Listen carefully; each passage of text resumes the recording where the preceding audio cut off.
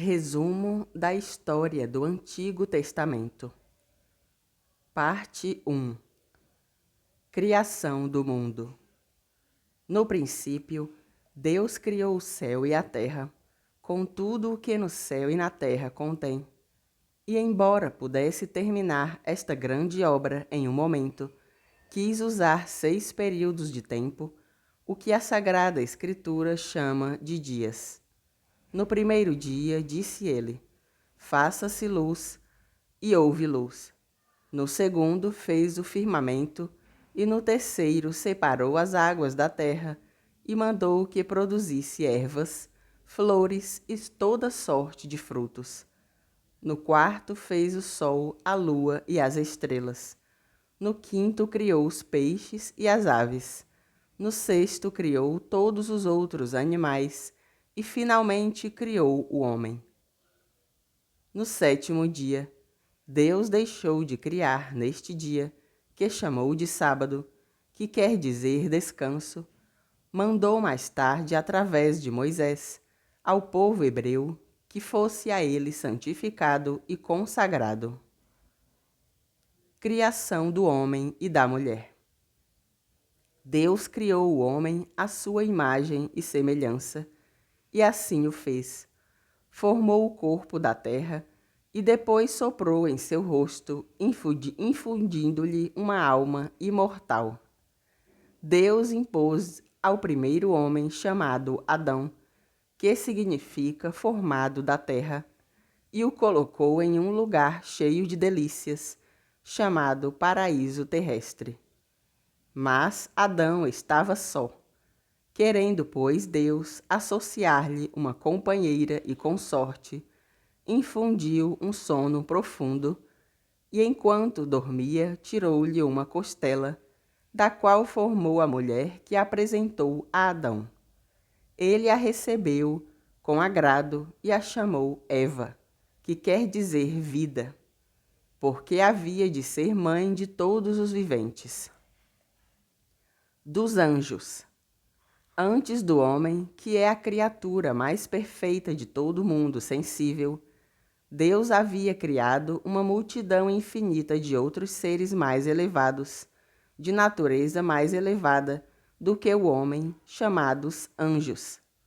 Os anjos, sem forma ou figura alguma sensível, porque são puros espíritos, criados para subsistir, sem estar unidos a corpo algum, haviam sido feitos por Deus à sua imagem, capazes de conhecer-lhe e amar-lhe, e livres para fazer o bem e o mal. No momento da prova, muitos desses espíritos permaneceram fiéis a Deus, mas muitos outros pecaram. Seu pecado foi de soberba, querendo ser semelhantes a Deus e não depender dele. Os espíritos fiéis, chamados anjos bons ou espíritos celestes, ou simplesmente anjos, foram recompensados com a eterna felicidade da glória. Os espíritos infiéis, chamados diabos ou demônios, com seu cabeça, chamado Lúcifer ou Satanás, foram expulsos do céu e condenados ao inferno por toda a eternidade. Pecado de Adão e Eva e seu castigo.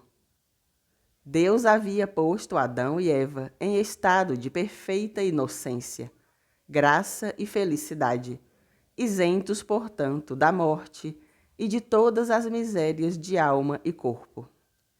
Ele havia permitido que comessem de todos os frutos do paraíso terrestre, proibindo-lhes provar somente do fruto de uma árvore que estava no meio do paraíso, e que a Escritura denomina árvore da ciência do bem e do mal. Chamou-se-lhe assim porque, por meio dela, Adão e Eva, em virtude de sua desobediência, conheceram o bem e o mal, isto é, teriam aumento de graça e de felicidade, ou como pena por sua desobediência, eles e seus descendentes ficariam privados daquela perfeição, experimentando o mal, tanto espiritual como corporal. Deus queria que Adão e Eva com a homenagem desta obediência, reconhecessem-no por Senhor e Mestre. O demônio, invejoso de sua felicidade, tentou Eva, falando por meio da serpente e instigando-a a quebrar o mandamento recebido. Eva tomou do fruto proibido, comeu, levou Adão a dele comer também, e ambos pecaram. Este pecado acarretou a eles e a toda a raça humana os mais desastrosos efeitos. Adão e Eva perderam a graça santificante, a amizade com Deus e o direito à bem-aventurança, tornando-se escravos do diabo e merecedores do inferno. O Senhor pronunciou sobre eles a sentença de morte, desterrou-os daquele lugar de delícias e os lançou fora para que ganhassem o pão com o suor de seu rosto, entre inúmeros trabalhos e fadigas.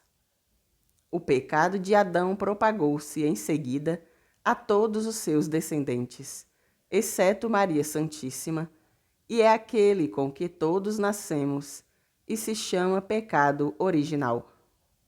O pecado original mancha nossa alma desde o primeiro instante de nosso ser, faz-nos inimigos de Deus, escravos do demônio, desterrados para sempre da bem-aventurança, sujeitos à morte e a todas as demais misérias. Promessa do Redentor. Mas Deus não abandonou Adão e sua descendência em tão miserável sorte. Em sua infinita misericórdia, então prometeu um Salvador, o Messias, que viria libertar a humanidade da escravidão do pecado e do diabo e merecer-lhes a glória. Esta promessa foi repetida por Deus seguidas vezes para os outros patriarcas, por meio dos profetas ao povo hebreu. Os filhos de Adão e os patriarcas. Adão e Eva, depois que foram lançados do paraíso terrestre, tiveram 2 filhos, a quem deram os nomes de Caim e Abel. Já crescidos, Caim dedicou-se à agricultura e Abel ao pastoreio.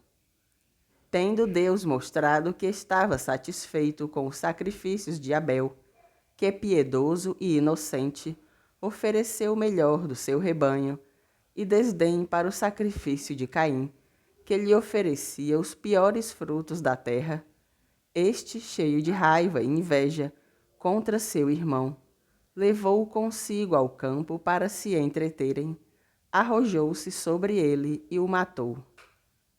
Para consolar Adão e Eva da morte de Abel, o Senhor deu-lhes outro filho, que chamaram Sete, e foi bom e temente a Deus. Adão, durante sua longa vida de 930 anos, teve muitos outros filhos e filhas, que se multiplicaram e pouco a pouco povoaram a terra.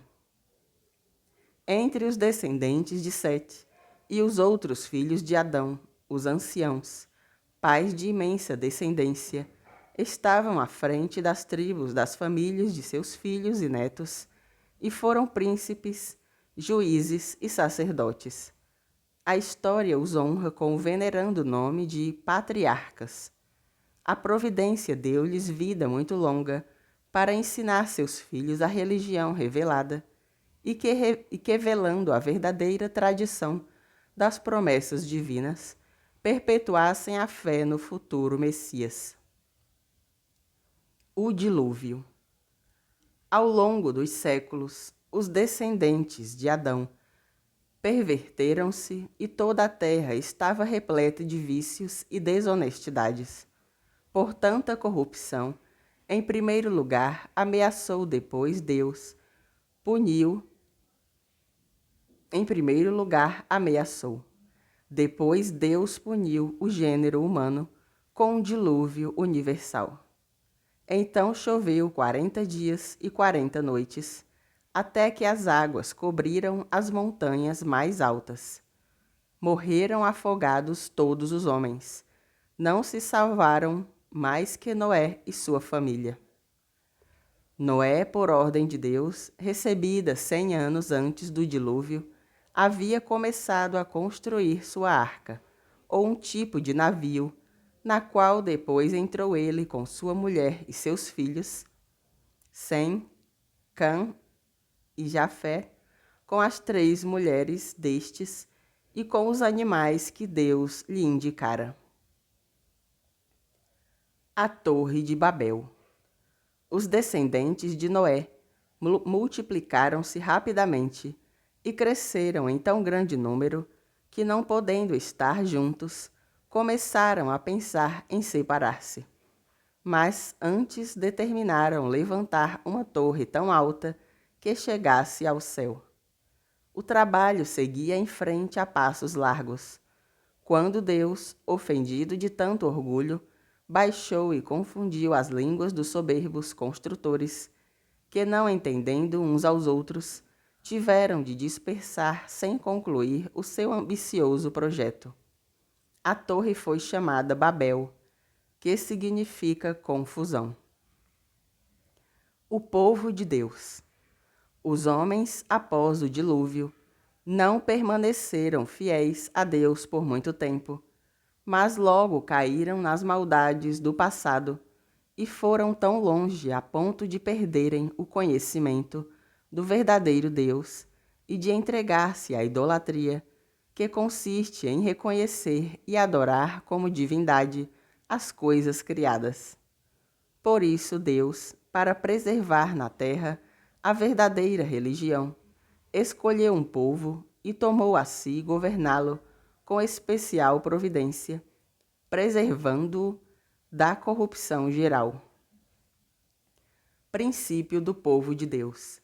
Renova-se com Abraão o antigo pacto. Para pai e tronco do novo povo de Deus, escolheu um homem da Caldeia, chamado Abraão, descendente dos antigos patriarcas, pela linhagem de Éber. O povo que dele teve origem chamou-se povo hebreu.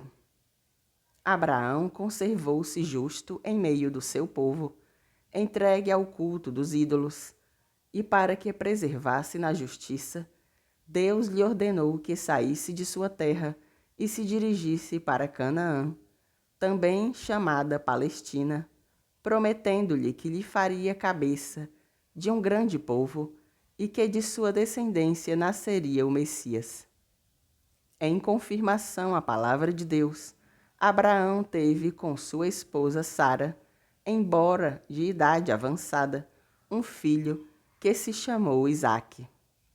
Para testar a fidelidade e obediência de seu servo, Deus ordenou-lhe que lhe sacrificasse este seu único filho, a quem tanto amava e em quem recaíam as divinas promessas. Mas Abraão, seguro dessas promessas, não hesitou na fé.